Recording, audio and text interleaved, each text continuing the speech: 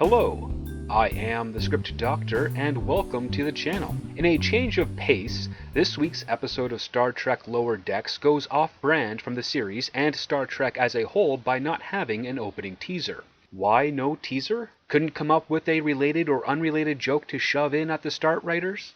While this is the first time in my life I am glad to be getting less of Lower Decks in a show, it just doesn't feel right for Star Trek, even a poor attempt at trying to be Star Trek, to not have an opening teaser to an episode. Well, it's time to operate, and in this procedure, we'll keep it within the level of comedy that the show uses. In this mock teaser, we'll have the captain receive a transmission from her admiral husband that he is rerouting the Cerritos to join the USS Vancouver to assist in a diplomatic dispute regarding an unstable moon. The admiral claims the Vancouver captain can't reconcile the inhabitants' issue. Freeman remarks that if she were in command of the Vancouver, this wouldn't be an issue to deal with. The admiral, "I can't show favoritism, so don't rub it in. I earned that ship, damn it!" Your orders are to rendezvous with the Vancouver and help with the negotiations." The admiral ends the transmission and the captain turns to Ransom. "I'm so going to rub it in. I should be commanding the Vancouver instead of this piece of junk." "It's not the quality of the ship, Captain, but how you use it." "You're living a lie, Ransom. It's totally the quality of the ship. Quality, size, length, girth, they all matter. Always." Cue opening credits. It took 5 episodes, but Lower Decks finally got a whole lot closer to its premise. For starters, we get Boimler's log entry, which we haven't experienced since the pilot, and this time it fits the proper formula of a log unlike last week's episode. We learn that the premise for the episode is a controlled demolition of a moon that threatens the life forms in the system. But Boimler's not really concerned with the mission at hand, but rather the fact that he's able to reunite with his girlfriend Barbara, who's aboard the USS Vancouver. On the surface, this mission feels like a very Star Trek mission. There is a moon that threatens civilization in the system, and Starfleet is here to help. The plan, though, is rather odd. Because the moon is unstable, they're going to carefully destroy it. But at no point do they give us a reason as to why the moon is unstable and if it could be stabilized at all. Apparently it has a decaying gravity. But we saw this premise in Season 3 of Star Trek The Next Generation, Deja Q. And while Q was the one that did solve the problem, his solution of changing the gravitational constant of the universe is known. While that is beyond the abilities of Starfleet, Geordi did take the concept and alter it to use the Enterprise to change the gravity of the moon so it could be pushed into its proper orbit. So the solution exists to save the moon, but it's not utilized at all in this episode. And of all the constant references this show crams in for joke attempts, they couldn't pick the one reference that would be relevant to the story and use it in this episode. I think they missed a great opportunity here, where they could have attempted to use Geordi's solution and encounter a new variable that escalated the stakes. Like the core of the moon being exposed would become volatile if the gravity around it was changed, or some sort of additional complex conflict for the crew to address. I do, however, like the inhabitants' objections regarding the moon and the various reasons they provide. The one conspiracy statement regarding the government is the only decent joke presented. It also would have been hysterical if that one conspiracy character was correct by the show's end, and this was all an elaborate scheme for the species to get something from the Federation. Maybe something inconsequential like a raw material that's abundant and without value on other worlds except theirs. But what the show finally does well this time is set up what the senior staff is doing, and then take us away from that story to focus on the lower deck characters and their boring responsibilities away from the action. It looks like the show is finally meeting the expectations of the concept advertised. We return to Boimler completing his log when Mariner interrupts and doubts his existence of the girlfriend, because to her, Boimler is a creepy guy who only had a relationship on the holodeck. Which begs the question, if that is true, which sadly Boimler confirms, why is Mariner hanging around him? Is it to make herself feel better? Does she enjoy humiliating him or witnessing him embarrass himself? Mariner technically isn't wrong to question his relationship, because Boimler is a soy boy. He's weaker than most men, smaller than most men, has purple hair, and is rather pathetic and doesn't embody honest masculine traits. By honest, I mean natural to him. He has posed as what he thinks is a masculine officer 3 times by drawing a phaser, and each time an unnecessary act, all a poor attempt to display competence in front of Mariner. Compare Boimler to Ransom, who made 2 attempts at resolving an issue with words before being compelled into combat. Their relationship thus far has been a rather disturbing one. And because of this, it does detract from a fairly good story idea for the premise of Lower Decks. Two ships working together, and on those ships, two officers reconnect to continue a romance. That's a Lower Decks situation I can get behind. Now, if Mariner's motivation wasn't one of thinking Boimler's pathetic, nor one of jealousy regarding a romance, but that Mariner is worried that she's going to be all alone during this operation and feels left behind, then we have a character flaw to explore. But obviously that's not going to happen here. Unlike with previous episodes, we get a third story this time that actually involves Rutherford and Tendi. We learn from their duties that the Cerritos is an older ship that is constantly falling apart, a surprising bit of information we've not seen before. From my understanding with what we saw in Envoys, Rutherford performs much needed maintenance as part of standard duties, but here they make it look like the ship is constantly falling apart around them. Their conversation segues into how wonderful the Vancouver is, having more advanced systems and fluidic processors that self-replicate their own silicas, which, don't get me wrong, seems pretty advanced, but knowing some things about Star Trek technology, I don't think isolinear chips or bioneural gel packs have use for antiquated silica technologies. In current technology, silica is used as non-conductive material or insulator for computer chips.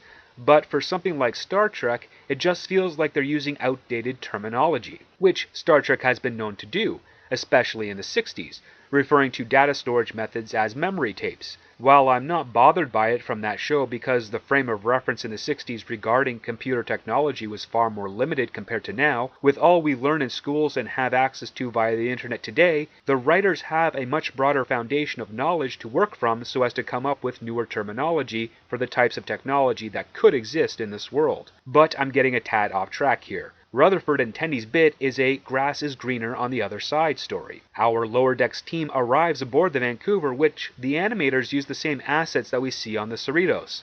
Rutherford and Tendi are incredibly impressed, but Mariner channels the audience for a moment and expresses how the ship's interior is practically the same as the Cerritos. When Boimler's girlfriend shows up, it shatters Mariner's expectations and puts her in an awkward position of disbelief. As they're touring the Vancouver, Barbara is sharing stories of her mission and how she met Boimler on Vendu. Wait, Vendu? Wasn't that also the name of the alien Ransom fought in the third episode? No, wait, that was Vindor. But those are some really similar names.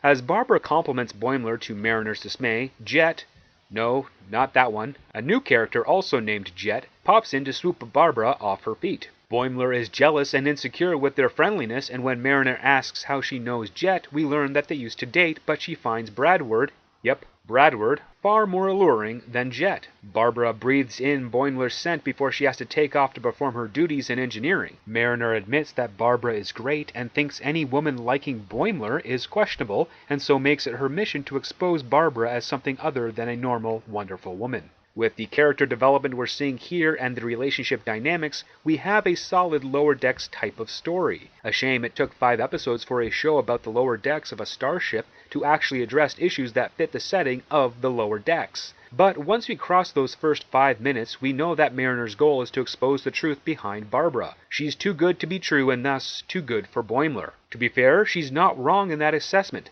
Boimler has not been presented in any way as an ideal mate. As I mentioned earlier, he's weaker looking than all the crew, he's not very good at getting out of problems, and when he tries to act like an officer in difficult situations, it ends up backfiring on him. His only useful trace that we've seen is that he can complete his duties efficiently and on schedule, and he's eager to please and follow rules. But I can appreciate the irony that someone like Boimler could be in a relationship with a character like Barbara. It's a trope we've seen before in countless sitcoms, but done best in my opinion in the show Parks and Recreation with Gary and Gary's wife. However, while the effect of this type of story is not terrible, the motivation for Mariner is. From Mariner's point of view, Boimler is not good enough for Barbara, and that's it. Mariner thinks so little of Boimler that the idea of him being with an amazing woman like Barbara only gives her pause. And because she sees Boimler as a dork and loser, from her perspective, everyone else should see Boimler like that as well, and thus, Barbara's actions are suspicious for liking him. So this is all in Mariner's head, because there really isn't any external aspect presented that would otherwise make anyone question why these two are together. The writers try to mask this horrible character trait behind a flimsy sense of altruism by having Mariner concerned for Boimler and thinking that Barbara is an enemy. In the hallway quarters, Mariner confesses that she has a problem with Barbara. She's way out of Boimler's league, but right in line with Jet, which makes him jealous knowing he can't compete with him, claiming he's a Kirk Sunday with Trip Tucker sprinkles. Whatever that means. This motivates Boimler to start working out. Mariner doesn't think Barbara would cheat on him, but rather is one of many aliens we've seen in past and superior Star Trek shows. Boimler is insulted by the accusation, but Mariner takes us to a flashback on DS9 where she was an ensign years ago on the Quito. According to the flashback, it takes place during the time that Data's brother Lore was the leader of disconnected Borg in the Season 6 finale Descent, except they're wearing the gray uniforms of the later seasons of DS9 and the films, so the continuity is off. Also, that story from Descent was 10 years in the past of that episode. Let's correct the continuity with this. How are Mariner and Boimler the same age if she was an ensign a decade ago?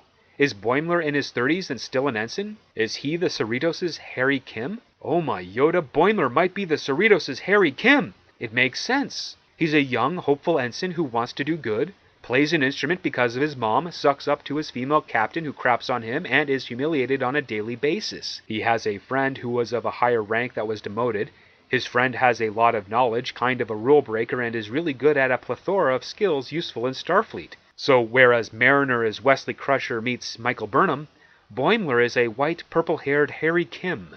I'm going to keep this revelation in mind as I watch future episodes, because I think there is something to this Boimler is a Harry Kim interpretation. Getting back on track with the episode, this flashback almost gives us something plausible from Mariner's point of view. Almost. What would have made this work for an audience to fully buy into would be if there was a look or a phrase that the shape-shifting alien used often that was a clue to their deception that perhaps Barbara also uses. For instance, that downtown line. If that was the key word that reminded Mariner of her friend's death and allowed her to piece together all the perfect things about Barbara and how she connects with Boimler, then we could get on board with her motivation and actions and not see Mariner as a pitiful human who wants to ruin good things for Boimler. And there is a reason why if I were to make the clue downtown to motivate Mariner, how it could still allow for the same reveal that comes at the end of the episode. But you'll have to keep watching to find out, because I know my astute viewers will be thinking about that downtown line and giving it pause. And you should, because that's the reaction I want to get out of you with this line. Before we follow what derivative and crazy tactics Mariner will use to prove Barbara isn't all she claims to be,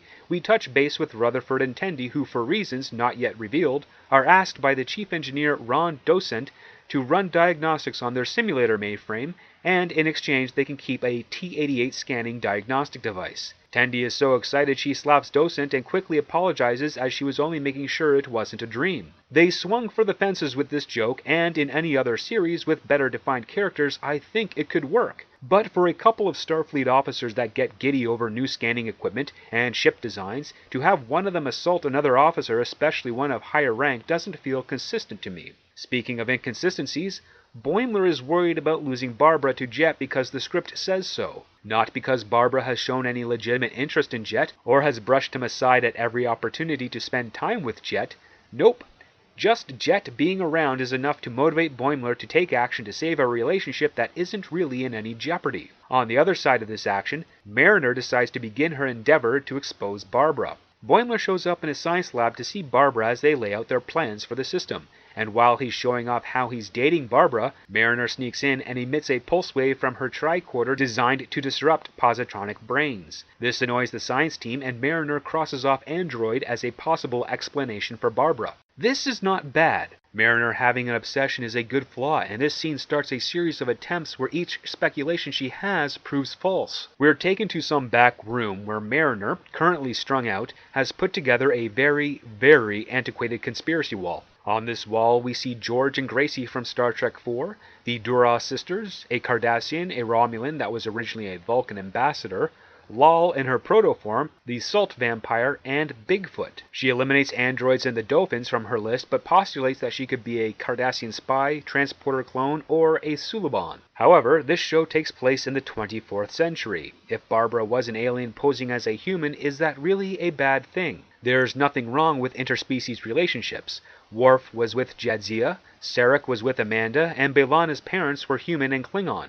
So why is this such a big deal for Mariner? Boimler freaks out at Mariner for these accusations and tells her to accept people for who they are, and then proceeds to try and change himself in an attempt to hold on to Barbara.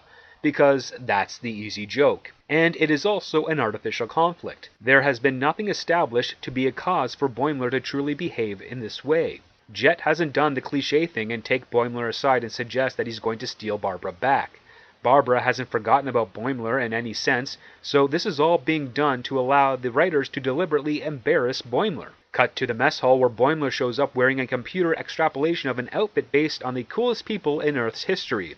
His behavior is typical of the cool loser trope. He tries to pick her up, struggling to do so, then orders a beer that he spills on her. Barbara is most upset by his behavior, and the closest thing to a joke in this scene is that Barbara remarks that Boimler's looking sexy as hell. In the commotion, Mariner sneaks in and cuts a sample of Barbara's hair, which freaks her out, and she leaves heading back to work with Jet behind her. Mariner's analysis of the hair turns up nothing, but she's 99.8% convinced that Barbara is a reptoid because she found Boimler sexy. Boimler gathers his flowers and teddy bear gifts in what I suspect is to apologize for his behavior earlier when he hears Barbara and Jet trying to make something fit and grunting. He hops into a shuttle thinking he caught them in the act, but finds that they're loading a conduit. Barbara calls Boimler out on his behavior, and he admits that he's been acting weird and is having trouble believing that their relationship is real. Barbara sets Boimler straight, and they decide to try and put the craziness behind them and start the day over. They embrace, and Mariner yanks down Barbara's pants, hoping to expose a reptoid tail and save Boimler, only to reveal a pair of purple underwear to the rest of the crew in the shuttle bay. Not only does this embarrass Barbara, but it also humiliates Mariner as she is again proven incorrect with her speculation. Boimler calls her out on her actions, and we see Mariner confused, defeated, and vulnerable, as if she were a real human character in a show. 5 episodes in, and Mariner questions how she could be wrong, which is the first step to showing character growth and would be something amazing to play out. But the writers can't have Mariner grow as a character because as she walks away, she hears a crunch beneath her boot and finds an empty husk. She scans it and is convinced that Barbara's a parasite and rushes through the ship to catch Boimler and Barbara before they head off to an orbital platform. She's too late and requests an emergency transport to the platform using a fake authorization code. The transporter room denies the request and calls her out for trying to use a fake code. This may be the first proper Star Trek-related joke that lands in the series. I'm also enjoying this desperation that Mariner is experiencing. She's driven to help her friend, even if the motivation is vile, and she's facing obstacles that are actually making it difficult for her to achieve her goal. This is a big part of what writing is about. It's character-driven, with personal stakes and goals. It's not an action set piece where she beats everyone up, it's not riding a giant spider, and it's not magically saving the ship with gas and deflector array radiation. It's personal to Mariner, and it's having an effect on her actions and behavior. These obstacles, these conflicts, and the characters' struggle, key word here, struggle, to achieve their goal is what makes us, the audience, enjoy the experience and be entertained. When characters find themselves in an underdog situation, we want to see them reach victory. Victory should be rare and rewarding. As I've said in other videos, if the goal is achieved easily, then it doesn't have as much value. Out of desperation, Mariner jumps into an EVA suit and spacewalks to the platform where she stumbles into a naked Boimler, that bit we saw in the Lower Decks trailer. Boimler demands Mariner to leave the platform before Barbara returns. Mariner shows Boimler the husk, and he accuses her of going so far as to make a fake husk instead of admitting that she was wrong. Boimler admits that he hasn't been with a woman in a while, let alone one like Barbara, and wants Mariner gone. Suddenly, the platform shakes, causing Boimler to hit his head and pass out. As Mariner checks on him, Barbara returns and the two fight, thinking each other is an alien parasite. During the fight, Mariner claims that Boimler will see the truth soon by exposing how he thought a sink from an alien species was a toilet.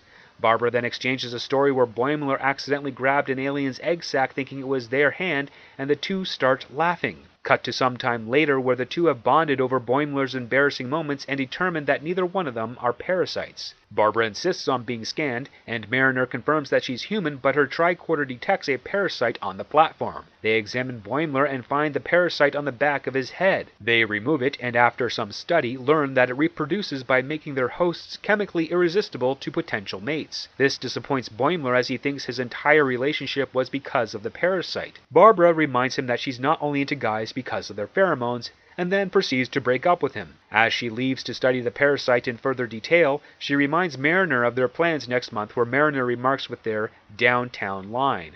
So Boimler loses his girlfriend and Mariner gains a new bestie. The beats for this story were all quite good, but come falling apart at the end. The resolution isn't happy, but rather another humiliating moment at Boimler's expense. What hurts this episode is that Mariner suspecting that Boimler's relationship isn't natural is proven correct, which is a tragic take for the character.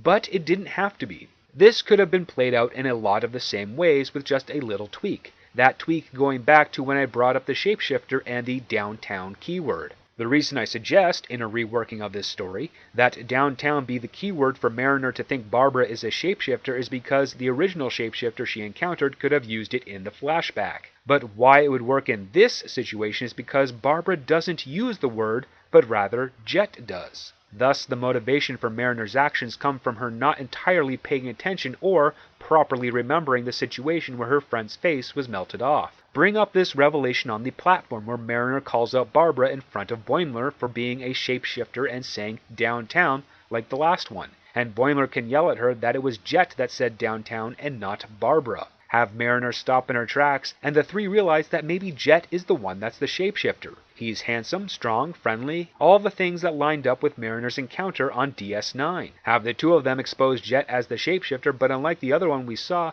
Jet only wants to be a Starfleet officer and not melt anyone's face. He's an outcast among his people, and the Federation is his refuge. Everything ends up being a misunderstanding sorted out by the end like a Three's Company episode, and Mariner learns a lesson about not making assumptions. You get character growth, drama, mystery, and a resolution that's not out of left field. Alternatively, if you want to keep the parasite reveal, play it out as such, but change Barbara's reaction at the end. Instead of her dumping Boimler, have her restart the relationship with him. Her analysis revealed that the parasite triggers stimulation with a potential mate, meaning that there might be some real attraction between them to begin with, which also explains why Mariner and the other women aboard weren't falling head over heels for Boimler. Have Barbara still be interested, and regardless of the pheromones and aside from Boimler's odd behavior, she has positive experiences with Boimler and sees no reason not to explore a possible relationship without the parasite. Boimler doesn't exactly get the girl, but now he has an opportunity to do so without corking his bat, as it were. It would also be a good setup for later on in the series, where if his relationship appears to be on the rocks,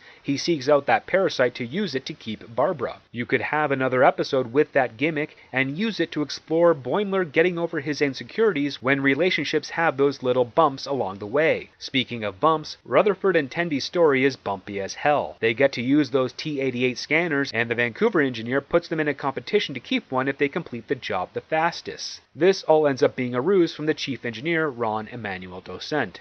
Oh, a name play off of a former Chicago mayor from the 21st century. Ugh. Where was I?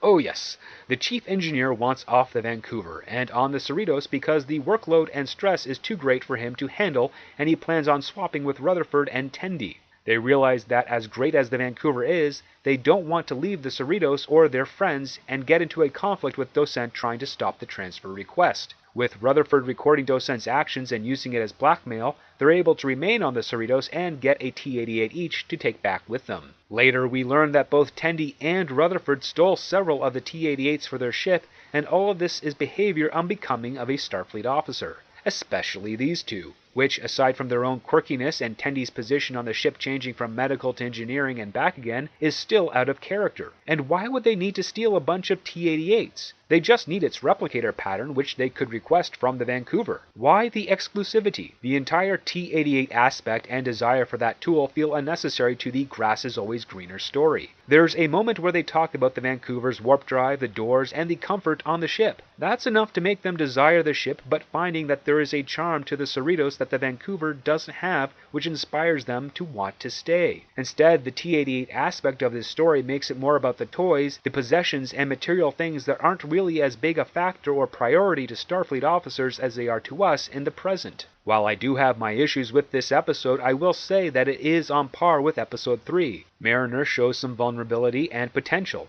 but like with the previous episode, it's all backtracked by the end. What sets this a bit above the previous episode, aside from a better title, is the C-plot with Captain Freeman and her negotiating the concerns of the inhabitants Starfleet is trying to help. She manages to solve all of the issues presented to her except for this one culture that will die if the moon threatening the system is destroyed because that moon shields his world from radiation. The two go back and forth trying to find a compromise when the alien reveals that the planet has only himself and his wife inhabiting it, that they're very rich, and it's really more of an inconvenience to them as opposed to a true life and death situation. Freeman has no empathy for two rich people putting their entire species in peril and orders the controlled destruction of the planet. It's not bad. It's actually quite good, but would be a whole lot better if they didn't focus as much on the fact that the alien was rich, but just a selfish jerk who may indeed be responsible for the moon's instability in the first place, either by selfishly hoarding all the resources through dubious tactics,